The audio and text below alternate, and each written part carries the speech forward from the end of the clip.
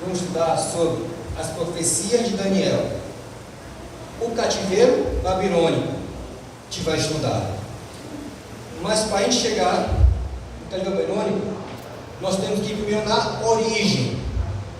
Por que tiveram um cativeiro babilônico? Porque o povo de Deus foi para o cativeiro. Por quê? Qual o motivo? Não é? Então, vamos ver a origem.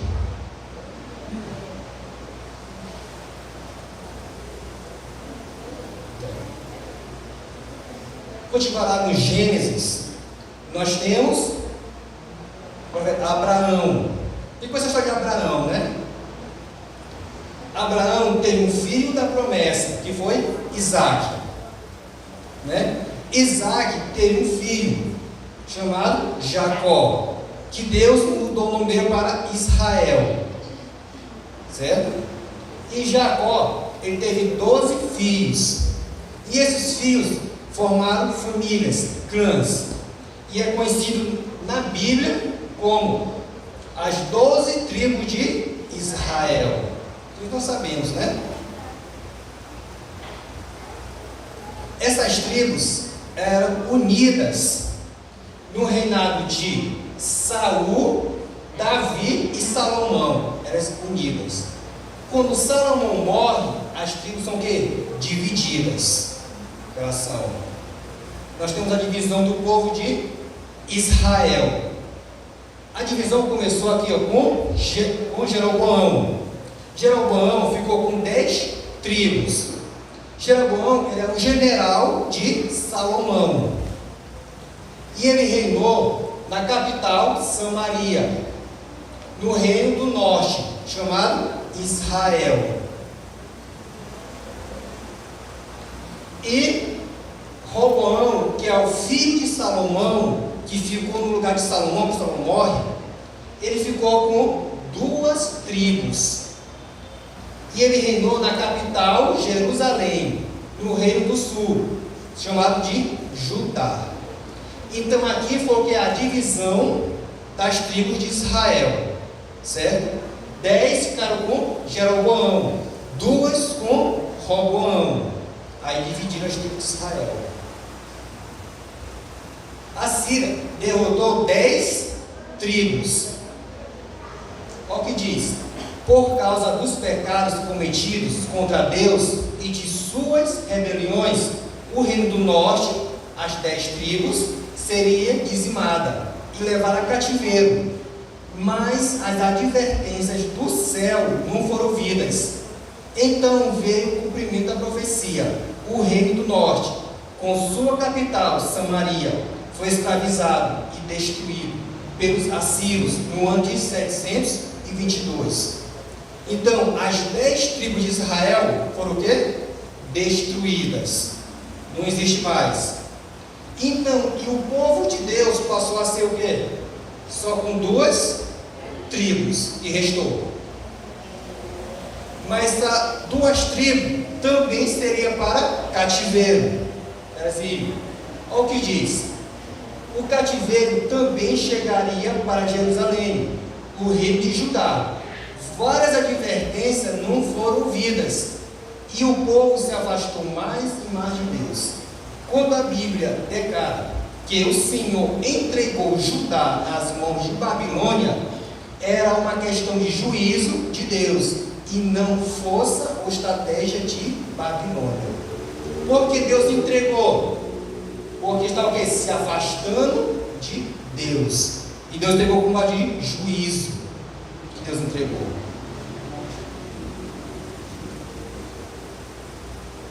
E nós temos aqui 2 conflitos de 2 cidades e 2 reis. O primeiro rei, o rei do povo de Deus, Joaquim. O segundo reino que confrontou Nabucodonosor. E a cidade. E também Joaquim representava quem? O Deus verdadeiro, Elohim. Elohim é uma expressão que é no plural, que é Deus Pai, Deus Filho e Deus Espírito Santo, que é o Deus verdadeiro.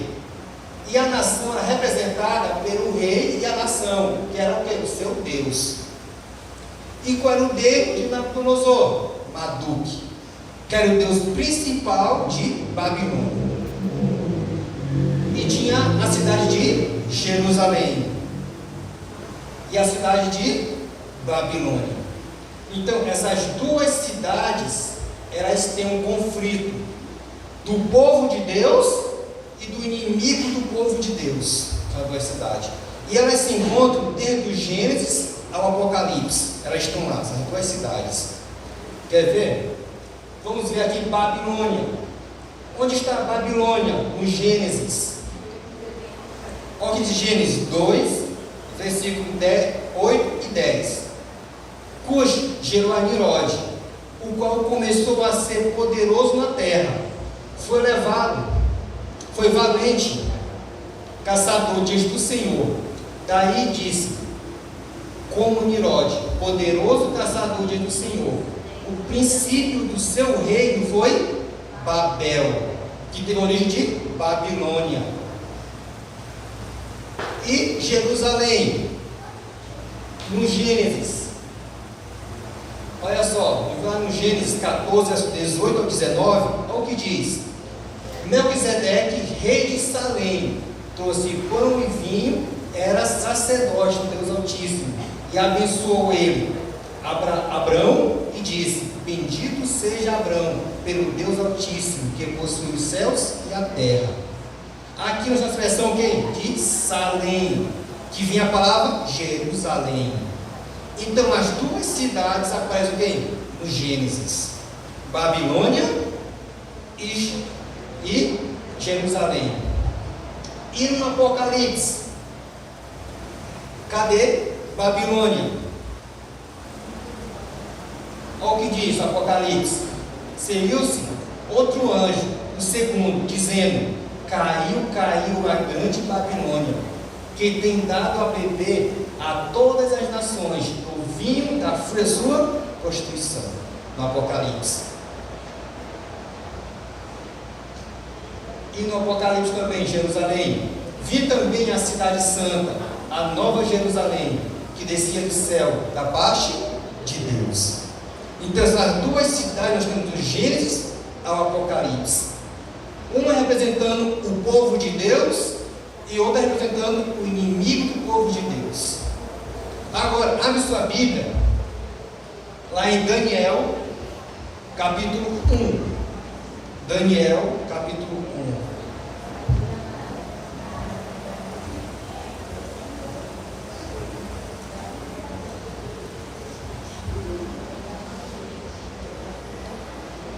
Daniel, capítulo 1, versículo 1.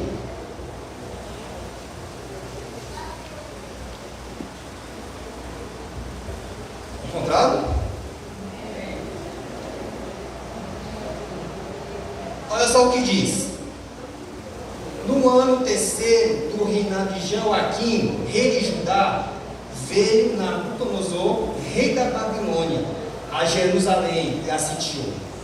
O Senhor lhe entregou nas mãos a Joaquim, rei de Judá, e a alguns dos utensílios da casa de Deus. A este o levou para a terra de Siná, para a casa do seu Deus, e o pôs na casa do tesouro do seu Deus. Aqui temos o que? O conflito. Quando Babilônia invade quem? Jerusalém. Por 3 vezes ele invade Jerusalém. Na terceira vez ele leva quem cativo? Daniel e seus amigos. Daniel vai registrar. E eu quero destacar 4 provações que o povo de Deus sofreu, e principalmente Daniel e seus amigos. 4 provações no capítulo 1 de Daniel. Olha só o que diz Daniel 1, versículo 3. Diz o rei Aspenaz, chefe dos eunucos, que trouxesse alguns dos filhos de Israel, tanto da linhagem real como dos nobres. Aqui era para trazer quem? Os jovens. Que era para trazer.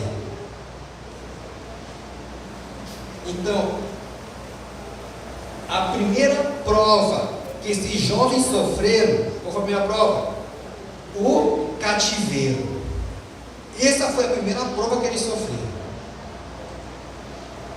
Olha o que diz: estavam em uma terra estranha, cercados por costumes e uma fé completamente diferente, e agora precisavam aprender a conviver com aquela realidade. O templo havia sido destruído, suas famílias estavam longe, humanamente tinham todos os motivos para abandonar a fé. A crença que aprenderam desde a infância poderia ter sido esquecida, mas permaneceram firmes, sua fé não se abalou.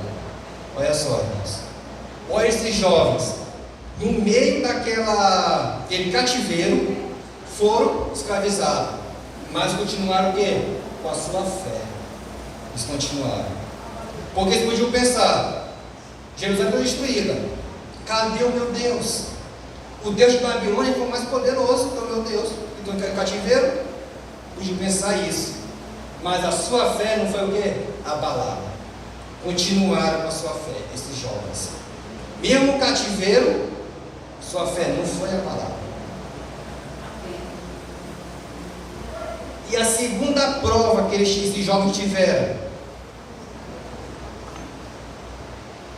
olha o que diz Daniel 1,4: jovens sem nenhum defeito, de boa aparência, instituídos em toda a sabedoria, doutos em ciência, vezados no conhecimento, e que fossem completamente competentes para assistirem no palácio do rei, e lhes ensinasse a cultura e a língua dos caldeus.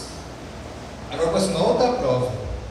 Eles tinham que aprender a cultura e a língua dos caldeus.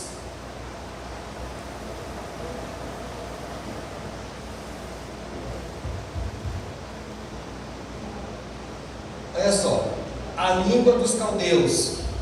Os jovens exilados deveriam aprender. Incluía o acádio, que é o cadiano, que é uma linguagem babilônica, que é um idioma nacional de Babilônia. E o sumeriano também é uma escrita babilônica.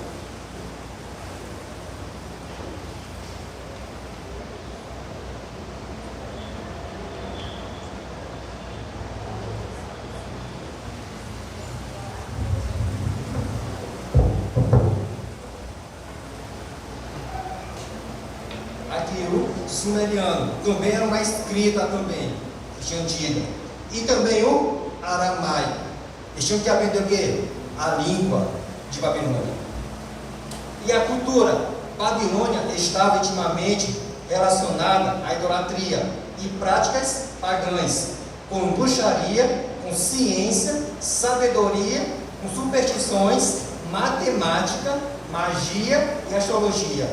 Podiam até mesmo predizer eclipses lunares. Olha só, eles tinham que aprender tudo isso aqui, ó. Daniel e seus amigos. A cultura babilônica. Tinham que aprender o quê? Várias práticas, né? E uma que até hoje os jovens gostam, né? A matemática.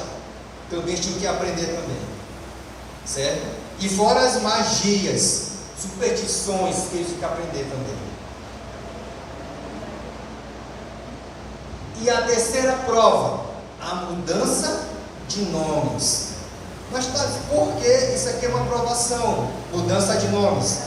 Porque nos tempos bíblicos, o nome era o teu caráter, o nome, a tua identidade. O nome nos tempos bíblicos era cheio de significados. Se uma mãe tivesse um filho na dor, ela colocaria o quê? Dor no nome do filho. Tivesse alegria, era alegria, porque não tem porque feliz. Então os nomes tinham que ter significados. Era o teu caráter, era o teu nome. E quando eles mudaram o nome dos jovens, você vai falar o quê? Vamos mudar o caráter deles, a crença deles, a gente vai mudar pelo nome. Você ver uma coisa? Quando a gente vai ver lá na parte de Abraão com Sara, quando vem dois anjos, um acredita que seja Jesus ali, e diz: Sara, você terá um filho. Só terá um filho. Mas naquela época, as mulheres não podiam sentar junto com os homens. Então era separado na tenda. A mulher para cá e os homens para cá. Então, quando os anjos vieram, começaram com Abraão, e Sara escutou. E disse: ó, Sara terá um filho, filho da promessa. Só que Sara faz? Ela ri. Sara ri. E como é o nome de Isaac? Risada, risadinha. Porque ela riu. Viu como é o nome, como é feito o nome no tempo da Bíblia? É os significados. Ou bom ou ruim. Quer ver uma coisa? O que significa o nome Daniel? Deus é o meu juiz. Ananias, o Senhor é bondoso comigo. Misael, semelhante a Deus. Azarias, o Senhor é meu ajudador. Olha só os nomes que eles tinham significado. Agora mudou de Daniel para Beltesazar, que significa o quê? Bel, proteja a vida a do rei. Agora mudou o significado do nome também. Bel também era uma deidade de tempos babilônicos, que também significava Marduk, o deus principal de Babilônia. Ananias agora é Sadak, que quer dizer inspiração ao deus do sol. Misael agora é Mesaque, servo da deusa Sheba.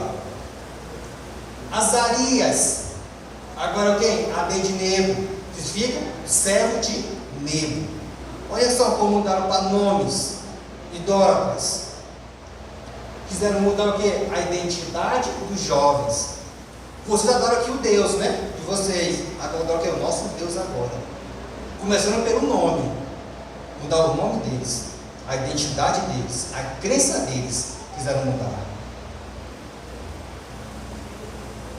E a quarta prova, o regime alimentar. Olha o que Daniel 1,5: determinou-lhes o rei a ração diária das finas iguarias da mesa real e do vinho que ele bebia, e que assim fossem mantidos por 3 anos, ao cabo dos quais assistiriam diante do rei. Então Daniel tinha que comer o quê? Da comida do rei. Naquela época era o que? Era um privilégio. Tu comer da comida do rei, que o rei come, era um privilégio. Todos os jovens queriam, todos não queriam comer da mesa do rei. Mas é o que Daniel diz. Resolveu Daniel firmemente não contaminar-se com as finas iguarias do rei, nem com o vinho que ele bebia. Então pediu ao chefe dos eunucos que eles permitissem não contaminar-se. O que Daniel disse? Eu não vou comer as coisas do rei. Eu não vou comer. Eu vou me contaminar. Mas por que Daniel não quis comer as coisas do rei? Por quê? Sim.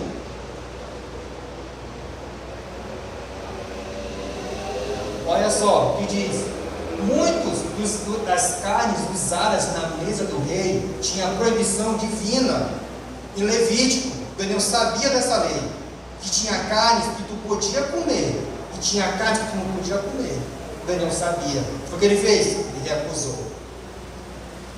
Segundo, nenhum dos animais eram mortos de acordo com as instruções dadas na lei mosaica. Tinha até uma instrução como devemos matar os animais. Terceiro, aquelas carnes haviam sido primeiramente oferecidas aos ídolos e por essa razão eram proibidas.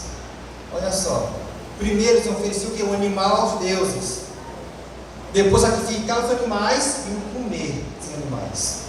Sacrificado aos deuses. E animais, como diz a Bíblia, imundos. Por isso Daniel não quis comer os animais. E a quarta prova, o vinho forte era extremamente proibido. o vinho. Que Daniel diz: eu não vou me contaminar com isso. Olha só esses jovens, passaram por tanta prova, mas quando chegam foram fiéis. Eu não vou me contaminar com esse tipo de alimentos. Não vou. Daniel foi firme em afirmar isso. Daniel. E uma outra prova que supostamente pode dizer que aconteceu. Daniel não foi preso em cativeiro dos eunucos, né? Uma coisa, irmãos, que os eunucos daquela época eles eram castrados. Os eunucos. Provavelmente Daniel e seus amigos foram. Qual prova que nós temos com isso? No capítulo 5, acho que é o 5, quando Daniel foi lançado na cova dos leões. Mas quantas pessoas foram lançadas na cova dos leões? Só Daniel. Quando Daniel é liberto dos leões, quando é chamado os que acusaram Daniel na cova dos leões, quando eles estão lançados, eles vão com quem? Com a esposa e seus filhos. E Daniel vai sozinho. Por que Daniel foi sozinho? Provavelmente ele não construiu família. Daniel não construiu. Por causa desse motivo. E até agora ele falou que é fiéis a Deus. Daniel e seus amigos.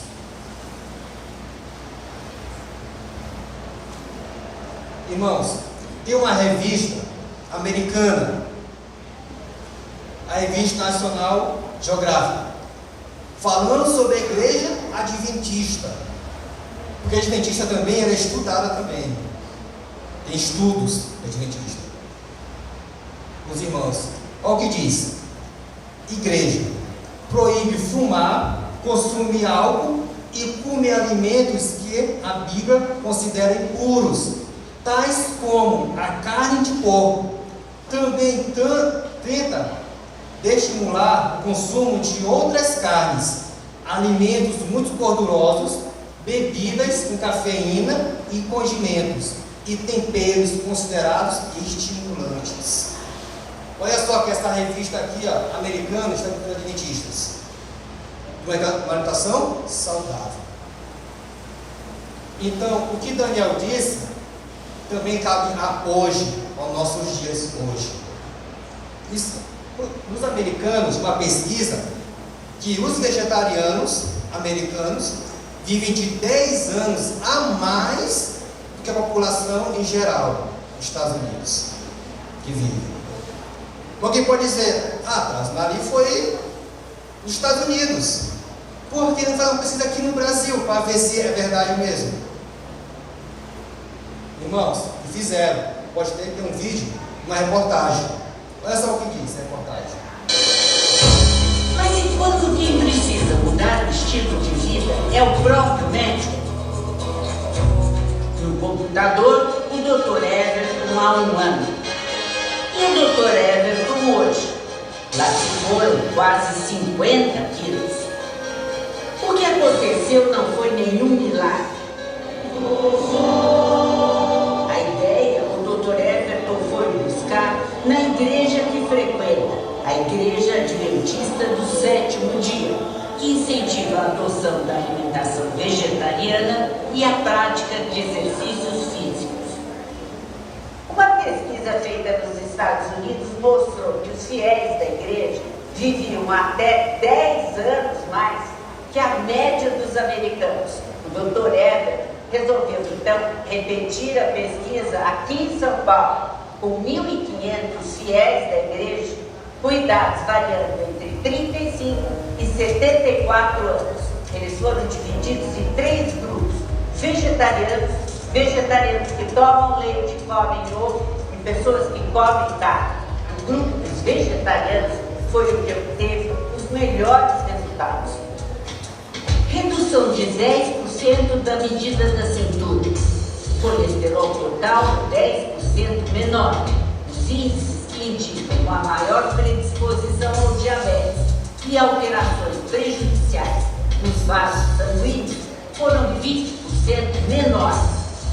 O mais importante é nós lembrarmos de diz, vou tirar para do tempo, você pode ver essa reportagem. Porque essa reportagem está dizendo alimentação vegetariana. Olha o que Daniel fez. Daniel, experimenta, peço-te aos 2 servos 10 dias, e que se nós dê legumes a comer e água a beber, então se veja diante de ti a nossa aparência, e dos jovens que comem das finas iguarias do rei, e segundo vires, age com os teus servos. Ele atendeu, experimentou por 10 dias. No fim dos 10 dias, a sua aparência era melhor. Estavam eles mais robustos do que todos os jovens que comiam das finas iguarias do rei. Com isso, o cozinheiro-chefe tirou deles as finas iguarias e o vinho que deveriam beber, e lhes davam legumes a comer. Olha Daniel, há 600 anos atrás, uma alimentação vegetariana. Isso aqui foi um benefício para eles, a Daniel. Alguém pode dizer, cara, isso aqui era antigamente, mas você viu o vídeo. Hoje também é a mesma coisa. Quer viver muito? Alimentação saudável. Quase ali uns 90%, 80% das doenças que nós temos, doença, é da alimentação que nós temos. Mudar a alimentação é mudar o estilo de vida saudável. Quer viver muito? Alimentação saudável. E a igreja adventista, ela tem muito disso. De dizer para a gente, alimentação saudável.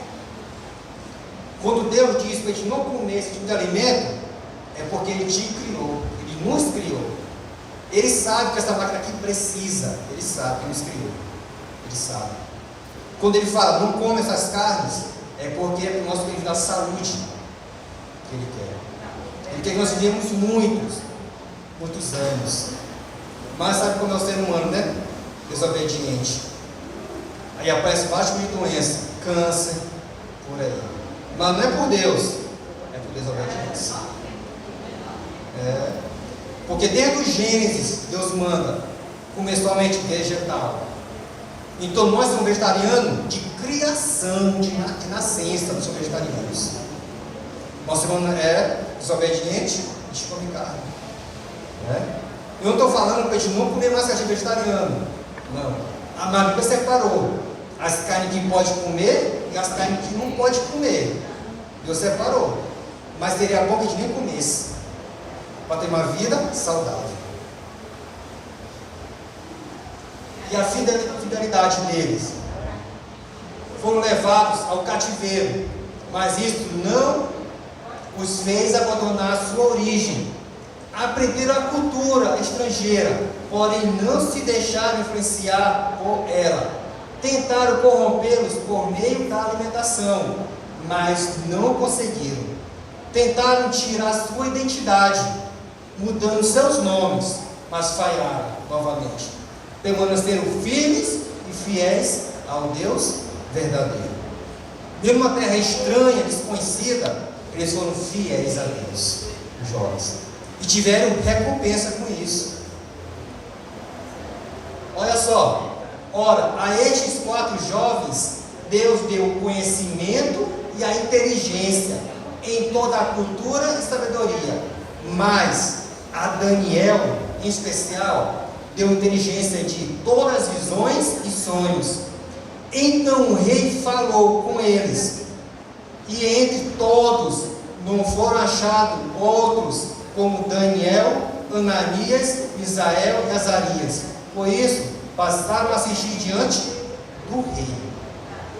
Não encontraram outros com sabedoria como esses jovens. Mas irmãos, voltando um pouco, Daniel disse ao cozinheiro-chefe: experimenta-me 10 dias. Eles estavam mais robustos. Mas será que se a pessoa muda a alimentação durante 10 dias, vai ficar daquele jeito, como Daniel descreve? Não. É muito pouco tempo. Mas por que Daniel estava daquele jeito? Porque ele já se conservava, ele já comia, já estava aquele cuidado. Sim. Desde a infância dele, é que ele se alimentava daquela forma. E quando chegou em Babilônia, ele só continuou, não mudou nada. E ele fala, experimenta, peço 10 dias, confiando nessa aparência, na alimentação.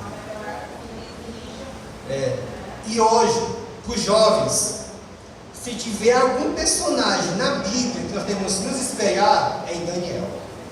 É claro que tem outros personagens, como Jó, José, mas Daniel é bem especial. É por isso que eu gosto de Daniel. Ele nos ensina a lição. Olha só, Daniel, você é Daniel, era da linhagem real, era determinado, era entendido em todas as visões e sonhos, era um jovem prudente, confiava em Deus, era grato a Deus, não se esquecia dos seus amigos, possuía um espírito excelente, não era amante dos bens terrestres, era um jovem fiel, era um jovem de oração, era um servo de Deus vivo, era estudioso das Escrituras, era um homem muito amado pelo céu, e por 3 vezes o céu faz essa declaração. Por 3 vezes, Daniel, tu é amado nos céus. Quando a Bíblia repete 3 vezes, é porque é especial, é super especial. Por 3 vezes ele repete. Então, se tiver alguma coisa na Bíblia, espelhar em Daniel, esse jovem, que aos 18 anos foi cativo e foi fiel. Daniel. Agora, abre sua Bíblia em Daniel, capítulo 1.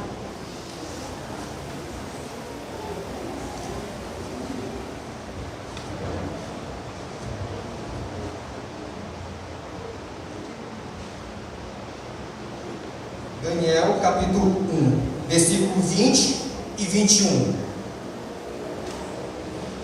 Daniel, capítulo 1, versículo 20 e 21. Olha só o que diz. Em toda matéria de sabedoria e de inteligência, sobre que o rei me fez perguntas, os achou 10 vezes mais doutos do que todos os magos e encantadores que haviam em todo o seu reino.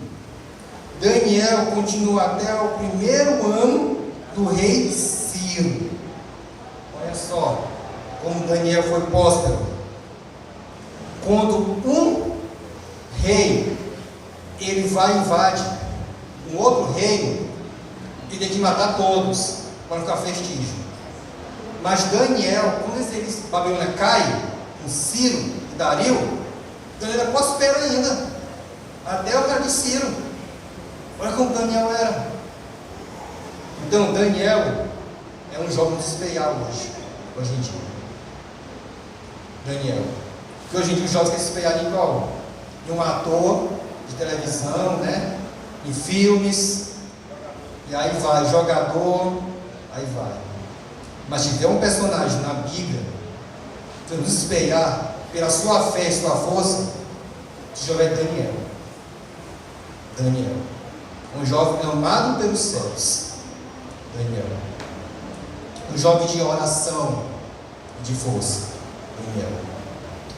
Amém, meu irmão? Eu tenho uma mensagem musical com a irmã.